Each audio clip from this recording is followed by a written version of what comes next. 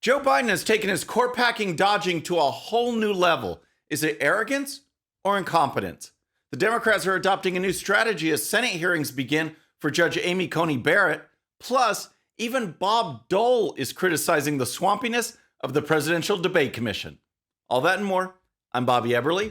This is a 13-minute news hour. God bless the United States of America.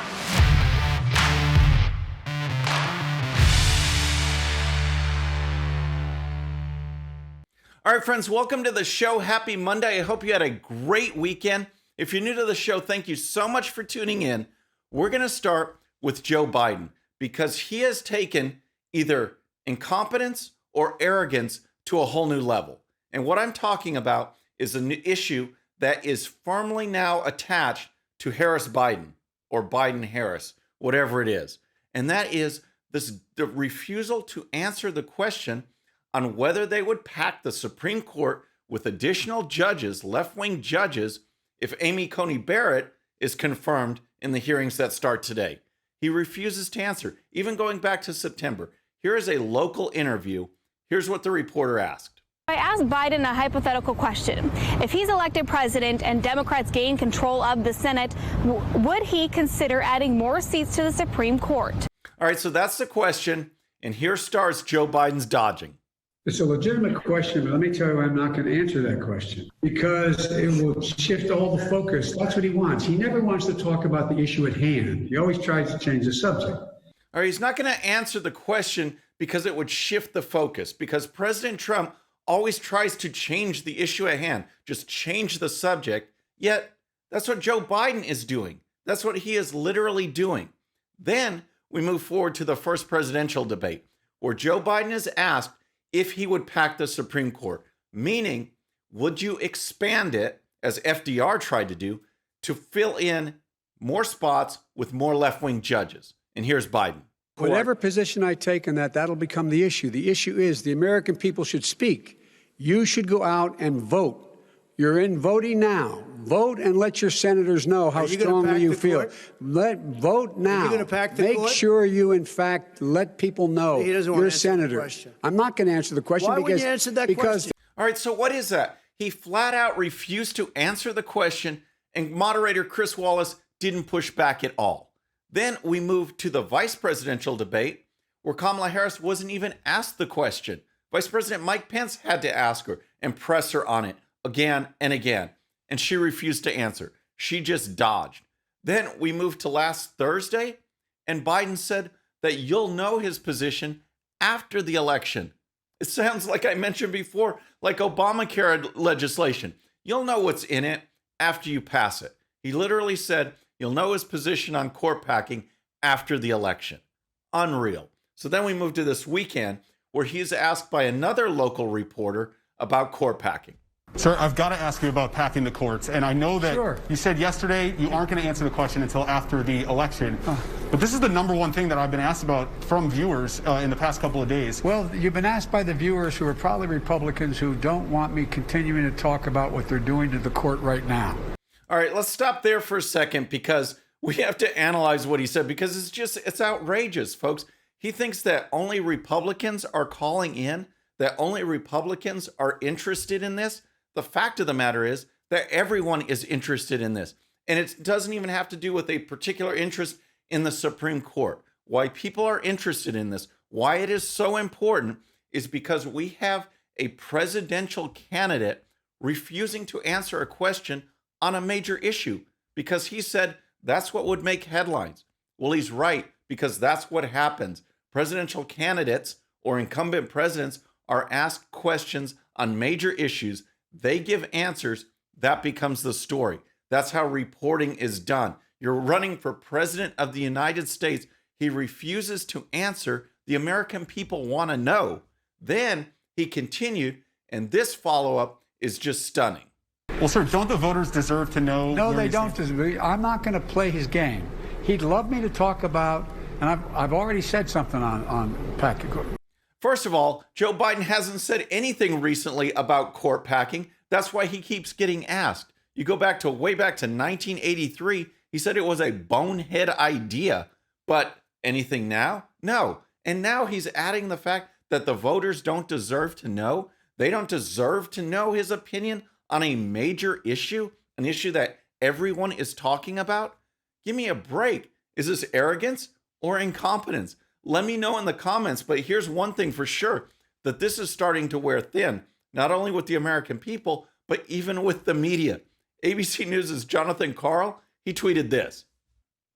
In response to a tweet which read, "You'll know my position on court packing the day after the election," Biden says, calling it a distraction from the key issue of ACB nomination being rushed, Karl replied, "This doesn't make any sense." So again, arrogance or incompetence? Let me know in the comments. All right, next we're going to talk about Judge Amy Coney Barrett and the Supreme Court. But first, let's talk subscribers, because we just hit yesterday another milestone, folks. We hit 95,000 subscribers. We're getting there. We're making our push. Congratulations to all of you, because you are the ones who did it. All I can say is thank you. So if you're new to the show or haven't subscribed yet, please subscribe. And when you do, please hit that bell so you'll be notified. We're making our push for 100,000 subscribers by Election Day. 100K by Election Day. We're at 95,000. We can do it with your help. All right, let's talk about the Supreme Court, Judge Amy Coney Barrett, and the Democrats' new tactic, because they are taking a page straight out of George Orwell's 1984 to go after Barrett, go after this nominee, and go after President Trump and Republicans. And it is stunning to watch. And the journalists, these media people, need to follow up on it, because we saw it coming. We got a preview of it at the vice presidential debate, where, again, the moderator didn't ask Harris anything about court packing. Vice President Mike Pence did. So here's where the Orwellian strategy started to emerge. And that is Kamala Harris completely changed the definition. She said, you want to talk about court packing? And then she talked about Republicans filling vacancies. Yeah, filling vacancies with people she doesn't like, of course, but that's not what court packing is. Court packing of the Supreme Court is expanding the number of judges, like FDR tried to do, from the current 9 to some other number, so they could stuff it with left-wing people that will just push far-left policies. That's what court packing is. But now, like at the vice presidential debate, Kamala Harris changed the definition, and that is the new strategy. That's what she did. Here's Joe Biden in recent comments. Look, the only court packing going on right now is going on with Republicans packing the court now. It's not constitutional what they're doing. We should be focused on what's happening right now. And the fact is that the only packing going on is this court is being packed now by the Republicans. All right, first Biden says that this process is unconstitutional. Give me a break. This is where journalists need to hit him and follow up. What part of this is unconstitutional? President Trump is following the Constitution. He has a right to fill a vacancy on the Supreme Court. That is one of his main job functions, and that's what he's doing. And then Biden, just without pausing or anything, says it's unconstitutional. Follow up on that. And then he does the new talking point, saying that what the Republicans are doing is packing the court.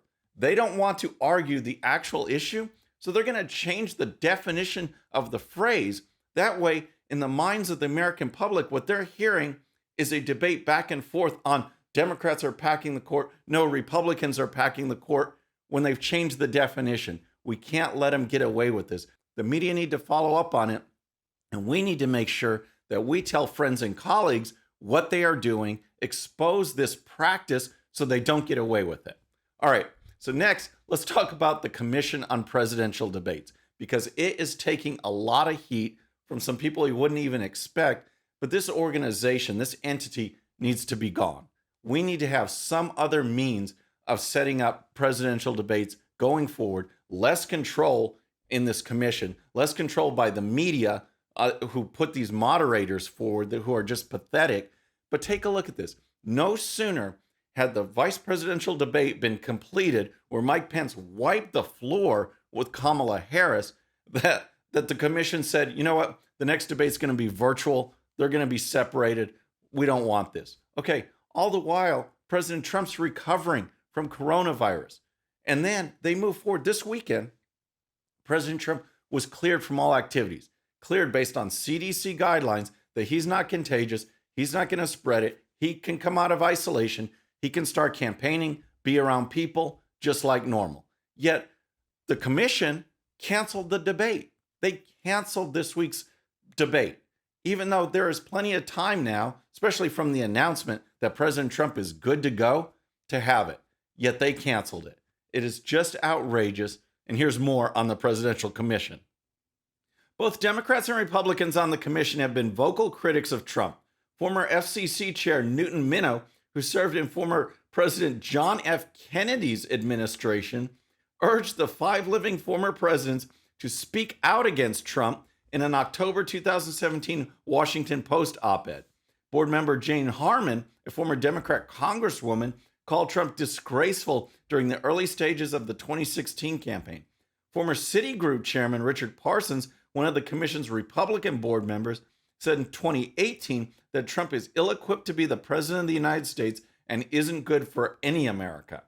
So the commission is so bad that even Bob Dole, who is part of that establishment, he's not some conservative firebrand. We all know that. He is part of that inner circle, this clique, the swamp. Even Bob Dole got on Twitter and tweeted this. The Commission on Presidential Debates is supposedly bipartisan with an equal number of Republicans and Democrats. I know all of the Republicans and most are friends of mine. I am concerned that none of them support Donald Trump. A biased debate commission is unfair. Yes, that's Bob Dole, a member of the swamp, a charter member of the swamp. He's calling out the debate commission. And again, things have to change. The debate is canceled for this week. We only have one more left. We should have just moved that so we could get 2 more solid debates. But going forward, something needs to change. All right, let's talk about coronavirus, folks, because I've got some news for you. Some new news that came out from this group of medical experts. I'm going to tell you the story, but I want you to think about where you might have heard this before, where maybe watching some awesome news program, you might have heard this information. And here's the story. About 1,500 scientists and doctors worldwide have signed a newly created document urging an end to pandemic lockdowns, arguing that the policies aimed at curtailing the novel coronavirus have produced devastating effects on public health. The Great Barrington Declaration, which was released Tuesday and continues to gather signatures, was spearheaded by doctors from Harvard, Stanford, and Oxford University. As infectious disease epidemiologists and public health scientists, we have grave concerns about the damaging physical and mental health aspects of the prevailing COVID-19 policies and recommend an approach we call focused protection, said the declaration. So, let's see. What do you think these folks recommend? What do you think is the recommendation from these 15,000 plus health experts? Here's more. The document argued for allowing most people to live their lives normally to build up immunity through natural infection, while improving safeguards for the elderly and others at greater risk of death from COVID-19. Coming from both the left and right and around the world, we've devoted our careers to protecting people, said the declaration. Current lockdown policies are producing devastating effects on short and long-term public health. They include lower childhood vaccination rates, worsening cardiovascular disease outcomes, fewer cancer screenings, and deteriorating mental health. So, where have you heard this before? Where? Right here, from day one. I've never changed my stance on any of this, and now these guys are saying the exact same thing. The science never supported massive lockdowns. When you have a virus where 80 to 85% have little to no symptoms, where for almost all age groups, it is less deadly than the seasonal flu, that's just a fact, you don't lock things down. Plus, that's the science side. Then there's the economic side. We wiped out the U.S. economy. We closed businesses. Tens of millions of people lost their jobs. Some businesses will not reopen, and you can't do that in a free society. You cannot tell some people you're essential and others you're not essential. You can't go to work today. You can't open your business and make a living, make payroll for people whose lives depend on your business being open. This is the United States of America, folks. You can't do that in our constitutional republic. You can advise, you can recommend, you can suggest, but to tell people you have to close your business down for something like this, it's absolutely outrageous. And just as a reminder, from the CDC, from one of their web pages, here is the information. Here are the stats. If you get COVID-19, your chance of surviving, here's the info. 0 to 19 years, 99.997%. 20 to 49, oh, it's dropping, folks, 99.98%. 50 to 69 years, 99.5%. And then 70 plus years old, 94.6%. So 70 and above, you still have basically a 95% chance of survival. And we shut down the economy.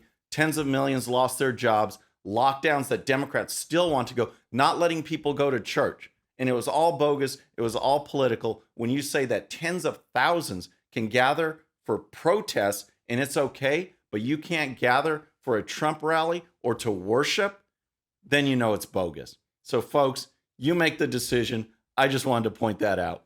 But that's our show for today. I hope you enjoyed it. Please subscribe. And when you do, please hit that bell so you'll be notified. And we'll see you next time. I'm Bobby Eberle. This is a 13-minute news hour.